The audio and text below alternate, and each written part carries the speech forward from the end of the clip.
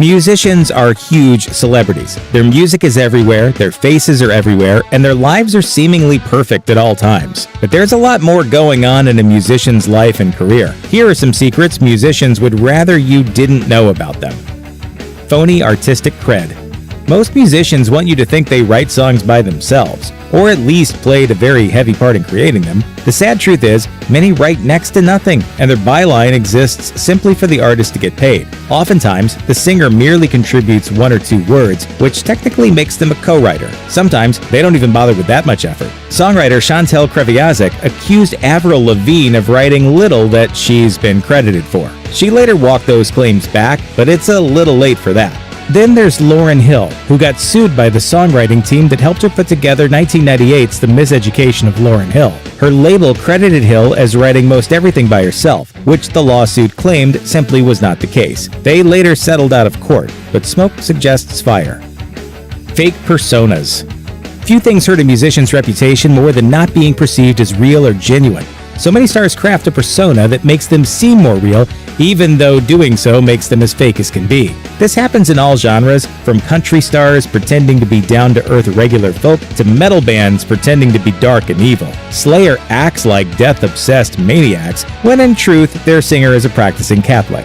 Fake personas may be most egregious in hip-hop, a genre obsessed with realness. Take someone like Rick Ross, a former prison guard named William Roberts who reinvented himself as an ex-cocaine boss. In truth, he borrowed that origin story from an actual drug dealer named Rick Ross. The real Ross sued the fake Ross for $10 million, which proved unsuccessful because apparently impersonation of a drug dealer is not a crime. Rapper Akon also got caught lying about his past when the Smoking Gun revealed his backstory of being the kingpin of a car theft ring and serving years in prison was an outright lie. It was just another tall tale designed to sell albums and tickets.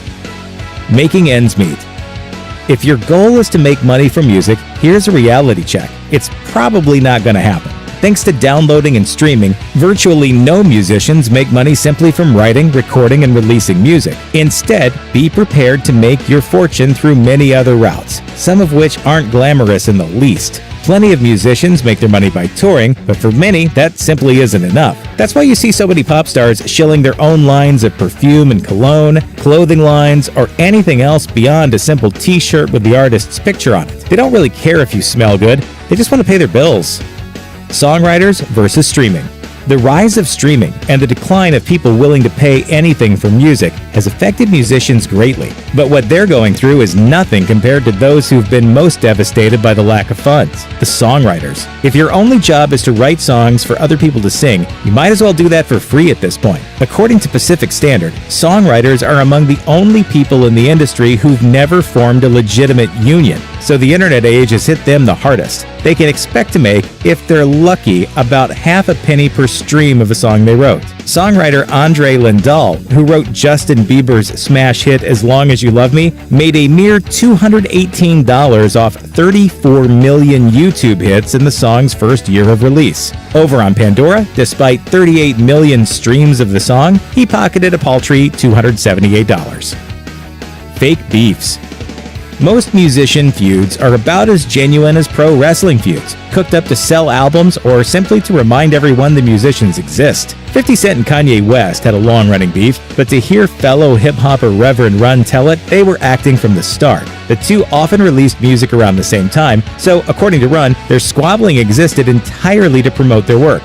Remember Beyonce's sister Solange Knowles confronting Jay-Z in an elevator, perhaps as revenge for Jay cheating on B? Well, according to the lady's father, Matthew Knowles, that was staged melodrama from the start. There was a tour coming up, so the clan staged what the elder Knowles called a Jedi mind trick, which got everybody in the news, boosted tour exposure, and increased Solange's album sales by over 200%. Fake feuds can also introduce us to new people. In the 90s, teen R&B sensations Brandy and Monica were known for their feud. Years later, Monica admitted to a radio station that the drama was a label-authored storyline, cooked to launch them into the spotlight. Apparently, it wasn't enough to pretend feud over a boy in a duet. They had to actually feud to truly sell the song.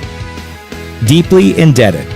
Not only is it hard to make a living as a musician as is, being a rock star often means being deeply in debt to your label almost literally from the start. Courtney Love penned an essay for Salon in 2000, outlining how inevitable it is for a musician to fall into debt. Basically, the label gives an artist an advance, spending a certain amount to record an album, then the rest goes to management, lawyers, taxes, and finally themselves. It's possible to be advanced $1 million and see under 50 grand of it. Not to mention, you'll need to pay back that advance. Not the reason most artists want to go on tour. It's not just love. In 2008, EMI sued 30 Seconds to Mars for $30 million. But according to the band, EMI never paid them any royalties. Meanwhile, country star Lyle Lovett told Billboard in 2008 he's earned no money from selling 4.6 million albums in his career. If you want to make money in music, actually creating and playing the music clearly isn't the route to take.